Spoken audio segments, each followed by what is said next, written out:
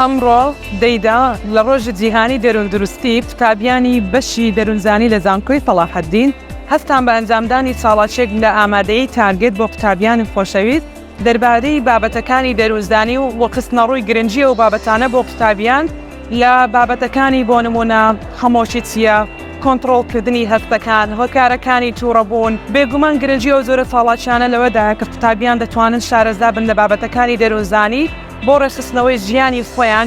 لە ڕۆژی جیهانی دەروندروستی پیرۆزبایەکی گەرم ئاراستەی دەروندروستیان و دکتۆران و مامۆستایان و قوتابیانی خۆشەویست دەکەم.